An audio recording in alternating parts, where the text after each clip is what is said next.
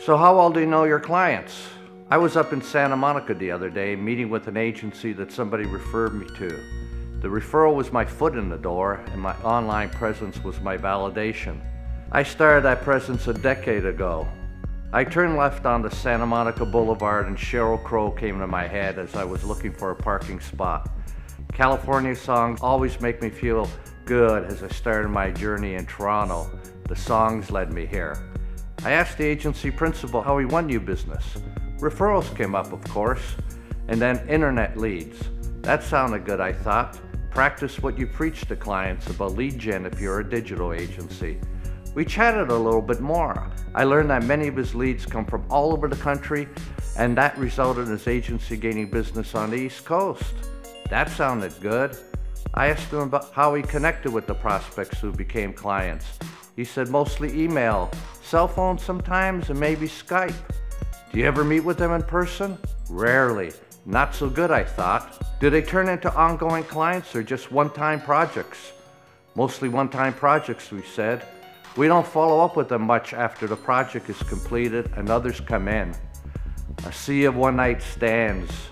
You have the ecstasy of the win, but not the intimacy of an ongoing relationship. We talked a little bit more, and then I asked him about how many online inquiries he closed.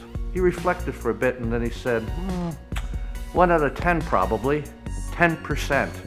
Now, many online marketers would be happy with that conversion rate, but creating great advertising work for clients is not based on a transaction percentage, but on relationships.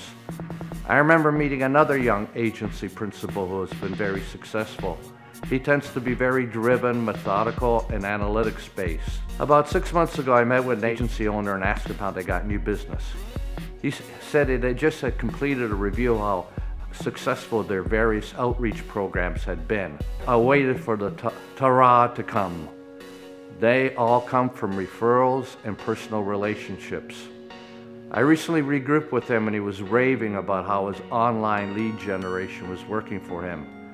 I could see that he was enjoying the excitement of one-night stands.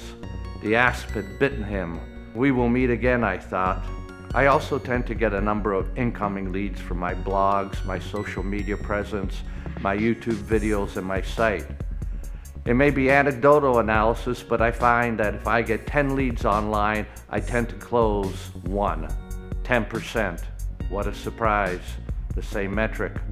I also know from over a decade of living in a new normal that if I meet 4 prospects in person, I tend to close 1 out of 4.